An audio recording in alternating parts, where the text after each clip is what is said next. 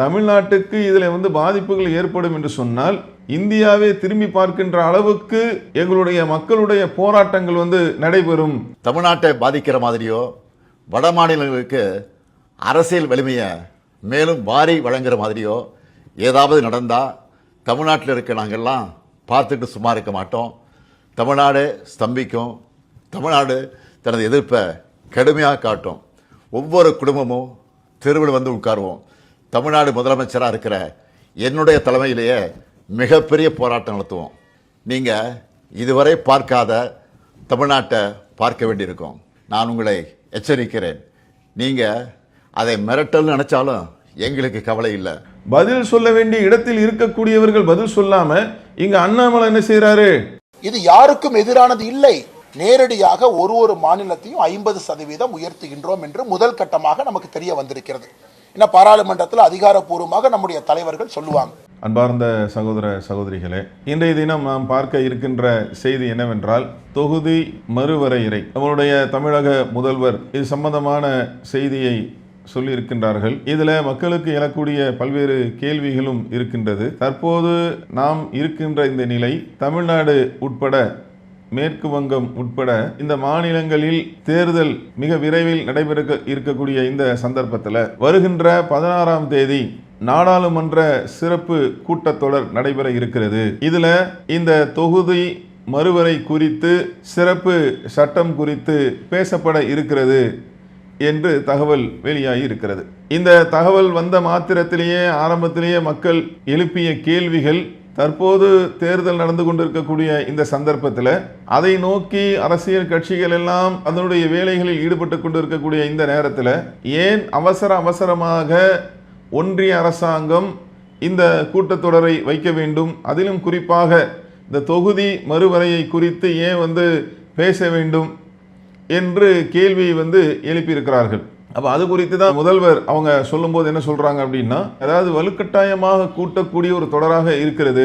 பழமையாக கூட்டத்தொடர் நடக்கும் இல்லைங்களா, இது வேண்டுமென்றே அவசரமாக ஒன்றிய அரசாங்கம் ஏதோ மனதில் வைத்துக்கொண்டு வலுக்கட்டாயமாக கூட்டப்படுகிறது அப்படின்லாம் தகவலை சொல்லி தமிழ்நாட்டுக்கு இதில் பாதிப்புகள் ஏற்படும் என்று சொன்னால் இந்தியாவே திரும்பி பார்க்கின்ற அளவுக்கு எங்களுடைய மக்களுடைய போராட்டங்கள் நடைபெறும். தமிழ்நாட்டை பாதிக்கிற மாதிரியோ வட மாநிலங்களுக்கு அரசியல் வலிமையை மேலும் வாரி வழங்குற மாதிரியோ ஏதாவது நடந்தால் தமிழ்நாட்டில் இருக்க நாங்கள்லாம் பார்த்துட்டு சும்மா இருக்க மாட்டோம். தமிழ்நாடு ஸ்தம்பிக்கும். தமிழ்நாடு தனது எதிர்ப்பை கடுமையாக காட்டும். ஒவ்வொரு குடும்பமும் தெருவில் உட்காருவோம். தமிழ்நாடு முதலமைச்சராக இருக்கிற என்னுடைய தலைமையிலேயே மிகப்பெரிய போராட்டம் நடத்துவோம். நீங்கள் இதுவரை பார்க்காத தமிழ்நாட்டை பார்க்க வேண்டியிருக்கும். நான் உங்களை எச்சரிக்கிறேன். நீங்கள் அதை மிரட்டல் நினைச்சாலும் எங்களுக்கு கவலை இல்லை. ஆம், தமிழ்நாட்டிலிருந்து அனுப்பி வைக்கப்படும் எச்சரிக்கை இது. மிக எழுச்சியாக நாங்கள் போராட்டத்தை என்ன செய்வோம், கையாள்வோம், எடுத்து செல்வோம் என்றெல்லாம் ஒன்றிய அரசாங்கத்திற்கு நம்மளுடைய மாநிலத்துடைய அந்த நிலையை அவர் உறுதிபட சொல்லியிருக்கிறார். இதுல நம்ம கவனிக்க வேண்டியது என்னன்னு பார்த்தீங்கன்னா, எல்லாருமே வெகுஜன மக்கள் இருந்து அனைவருக்குமே எழுப்பக்கூடிய கேள்வி என்னன்னா, முக்கியமான ஒன்று தொகுதி மறுவரையறை என்று சொன்னால் இதை நம்ம நாட்டில் இருக்கக்கூடிய பல்வேறு கட்சிகள் இருக்கின்றார்கள், பல்வேறு மாநிலங்கள் இருக்கிறது. இவர்களோடு ஆலோசனை செய்து நிதானமாக செய்ய வேண்டிய ஒன்றை இப்படி அவசரமாக, அதுவும் மிக குறிப்பாக தமிழகம் மேற்கு வங்கம்லாம் தேர்தலில் மிக நெருக்கமாக இருக்கக்கூடிய இந்த சந்தர்ப்பத்தில் இப்படி செய்வதற்கான நோக்கம் என்ன, காரணம் என்ன? ஏன்னா பொதுவாக முக்கியமான விஷயமா இருக்கிறதுனால அப்படிதானே செய்யணும். ஏன்னா இந்த விஷயம் தொகுதி மறுவரையறையா இருக்கிறதுனால கலந்து ஆலோசித்து செய்ய வேண்டிய ஒன்றை என்ன செய்யறாங்க, இப்படி வேகமாக செய்யக்கூடிய ஒன்று அனைத்து மக்களுக்கும் சந்தேகத்தை ஏற்படுத்தி இருக்கிறது. அதனால தான் தமிழகத்திற்கு தொகுதி மறுவரையறையில் ஏதேனும் பாதிப்புகள் வந்தால் நாங்கள் என்ன செய்வோம், போராட்டம் நாங்கள் நடத்துவோம். மத்திய அரசாங்கம் என்னெல்லாம் சொன்னாங்களோ அதையெல்லாம் நாங்கள் கடைபிடித்தோம். குடும்ப கட்டுப்பாட்டை கடைபிடிங்கள் என்று சொன்னார்கள், மக்கள் தொகையை கட்டுப்படுத்துங்கள் என்று சொன்னார்கள். அனைத்தையும் என்ன செஞ்சோம், உரிய முறையிலே சரியான முறையிலே நாங்கள் கடைபிடித்தோம். அதற்காக இப்படி ஒரு தண்டனையை தரப்போகின்றார்களா? கடைபிடிக்காத வட மாநிலங்களை சார்ந்தவர்களுக்கு இவங்க அரசியல் அதிகாரத்தை அள்ளித்தரப் போகின்றார்களா என்றெல்லாம் என்ன செஞ்சிருக்கிறாங்க, அவர் கேள்வியை எழுப்பியிருக்கிறார்கள். இதில் முக்கியமான இன்னொரு விஷயம் என்னன்னு பார்த்தீங்கன்னா, காங்கிரஸ் உட்பட எதிர்க்கட்சிகள் எழுப்பிய கேள்விகளுக்கு மதிப்பளிக்கப்படவில்லை. இந்திய நாட்டில், அதுவும் வந்து சுதந்திர இந்தியாவில் அனைவருக்கும் இங்கே வந்து மதிப்பளிக்க வேண்டும் என்ற நிலை இருக்கக்கூடிய நமது நாட்டில் எதிர்க்கட்சிகளாக இருக்கிறவங்க இதை எப்படி செய்ய போறீங்க, இதனுடைய நீங்கள் வகுத்திருக்கக்கூடிய திட்டம் என்ன, இப்படிலாம் கேள்வி எழுப்புறாங்கல்ல. ஒரு ஒன்றிய அரசாங்கம் அதை சரியான முறையில் செய்யக்கூடியவர்களாக இருந்தால் அதை வந்து உரிய முறையில் விளக்கணும்ல கேட்கறது எதிர்கட்சி மற்றும் இன்னும் சில கட்சியின் எம்பிக்கள், திமுக உட்பட இன்னும் கட்சி எம்பிக்கள் பிரதமர் அவர்களை நேரடியாக சந்தித்து இது குறித்து வந்து விளக்கம் கேட்பதற்கு, தங்களுடைய கருத்தை பதிவு செய்வதற்கு அதுவும் வந்து நேரம் ஒதுக்கப்படவில்லை. அது இல்லாமல் நாடாளுமன்றத்தில் தென் மாநிலங்கள் பாதிக்கப்படாது என்று பிரதமர் வந்து உறுதிபட சொல்ல வேண்டும் என்று கேட்கின்றார்கள். அப்போ என்ன இல்லை, அதற்கும் பதில் இல்லை.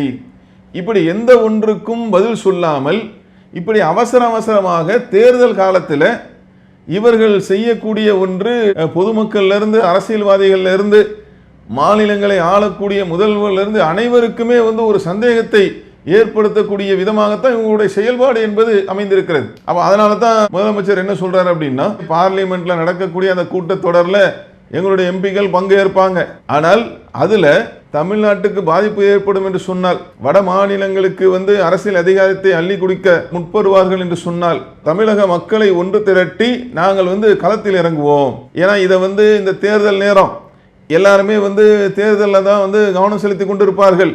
அதனால சைலண்டா நம்ம ஒரு கணக்கு போட்டு வேலையை முடித்து விடலாம் என்று நினைக்காதீர்கள். தமிழக மக்கள் களத்தில் இறங்குவார்கள். இந்த மாநிலத்துக்கு ஒரு பாதிப்பு வரும் என்று சொன்னால் மக்கள் பார்த்து கொண்டு இருக்க மாட்டார்கள் என்றெல்லாம் என்ன செய்யறாங்க, தகவலை பதிவு செய்கின்றார்கள். இதுல வழக்கமா அண்ணாமலை தெரியும்ல, வழக்கமா வந்து என்ன செய்வாப்புல, முந்திரி கொட்டை மாதிரி வருவாப்புல. முதல்வர் வந்து தேவையில்லாம பீதி ஏற்படுத்துகிறார், தொகுதிகள் குறைக்கப்படும் என்று சொல்லுகின்றார். அப்போ நாங்கள் அந்த கணக்கில் செய்யலை, நாங்கள் இந்த கணக்கில் செய்யலை, நாங்கள் அப்படி தான் செய்கிறோம், இப்படி தான் செய்கிறோம். இறுதியாக அவர் சொல்கிற செய்தி என்ன, எந்த மாநிலங்களுக்கும் குறையத்துக்கு வாய்ப்பில்லை, உயர்வதற்குத்தான் வாய்ப்பு இருக்கிறது என்றெல்லாம் வந்து என்ன செய்கிறார், தகவலை சொல்லி வழக்கமாக சொல்கிற மாதிரி ஒரு வார்த்தையை போகிறார். என்னது, பார்லிமெண்ட்டில் நமது தலைவர்கள் இதை அதிகாரப்பூர்வமாக சொல்வார்கள். அப்போ நீ ஏன்பா சொல்கிற? இது யாருக்கும் எதிரானது இல்லை. நேரடியாக ஒரு மாநிலத்தையும் 50% உயர்த்துகின்றோம் என்று முதல் கட்டமாக நமக்கு தெரிய வந்திருக்கிறது. ஏன்னா பாராளுமன்றத்தில் அதிகாரப்பூர்வமாக நம்முடைய தலைவர்கள் சொல்லுவாங்க. அப்படி இருக்கும் பொழுது தமிழகத்தினுடைய எம்பிக்களுடைய எண்ணிக்கை 39 59 வரைக்கும் போறதுக்கான வாய்ப்பு இருக்கு. எதற்காக பொய்யை பேசி மக்களிடம் அச்சத்தையும் பயத்தையும் முதலமைச்சர் கிரியேட் பண்றாரு? ஸ்டாலின் பொய் சொல்றாருன்னு சொல்லி அதுக்கு வந்து பதிலடி கொடுக்கக்கூடிய அண்ணாமலை நீ உறுதியா சொல்லணும்ல, அது இல்லாம சொல்லக்கூடிய அந்த நிலையில் இவர் இருக்கின்றாரா? பிரதமர்கிட்ட கேட்கிறாங்க, பிரதமர்ல சொல்லணும் இந்த சட்டத்தை நீ எப்படி செய்ய போறீங்க அப்படின்ட்டு. எதிர்கட்சி காங்கிரஸ் கேட்குறாங்க, எங்களுக்கு வந்து பிரதமரை சந்திக்கிறதுக்கு வந்து அனுமதி கொடுங்க, நாங்கள் எங்களுடைய தரப்பு தகவலை சொல்கின்றோம் என்று திமுக உட்பட மற்ற கட்சி எம்பிக்கள் கேட்குறாங்க. அவங்களுக்கு அந்த வாய்ப்பு தரப்படவில்லை.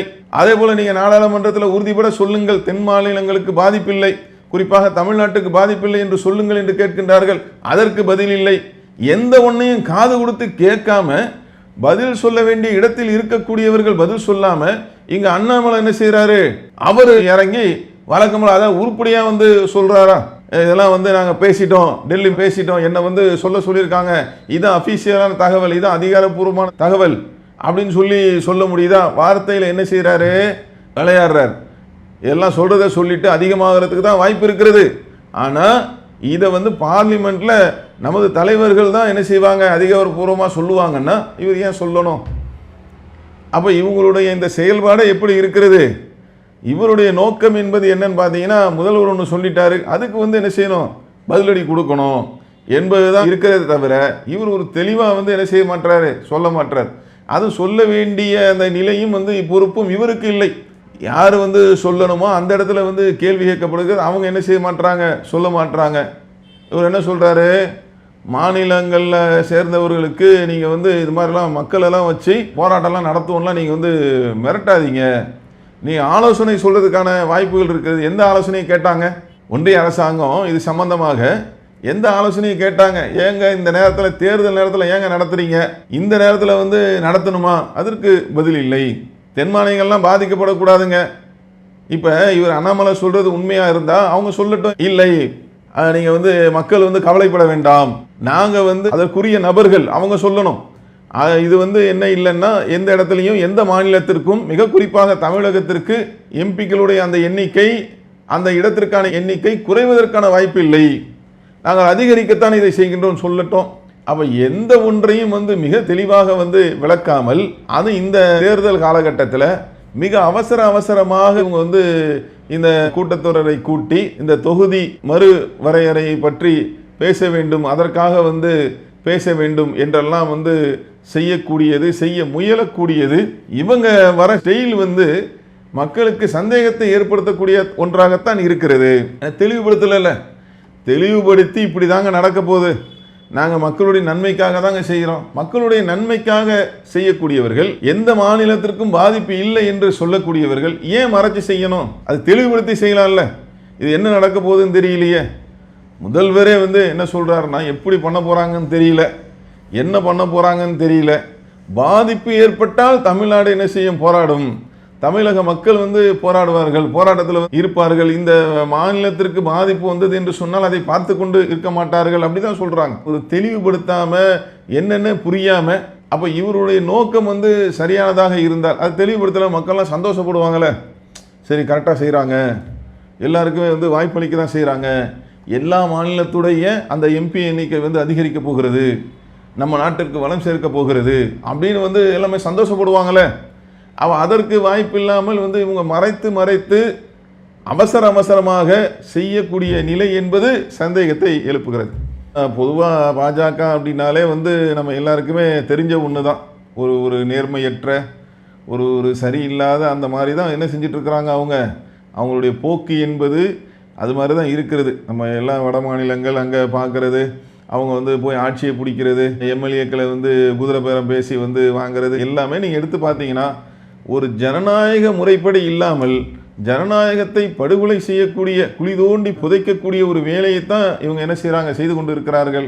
அப்போ அந்த வரிசையில் இதுவும் வந்து என்ன செஞ்சிடக்கூடாது, சேர்ந்து விடக்கூடாது. நம்மளுடைய வெகுஜன மக்களுடைய மிக கவலை என்னன்னு பார்த்தீங்கன்னா, அதில் ஒன்றாக இந்த தொகுதி மறுவரையும் வந்து சேர்ந்து விடக்கூடாது. இதில் வந்து எந்த மாநிலத்துக்கும் வந்து பாதிப்பு ஏற்பட்டு விடக்கூடாது, மிக குறிப்பாக தமிழகத்துக்கு இதனால் பாதிப்பு வந்துவிடக்கூடாது என்பதுதான் மக்களுடைய ஒரு எண்ணமாக இருக்கிறது என்ற இந்த செய்தியை சொல்லி நிறைவு செய்கிறோம். வாஹிருதவானா அல்ஹம்துலில்லாஹி ரப்பில் ஆலமீன். அஸ்ஸலாமு அலைக்கும் வரஹ்மத்துல்லாஹி வபரகாத்துஹு. அல்லாஹு அக்பர், அல்லாஹு அக்பர்.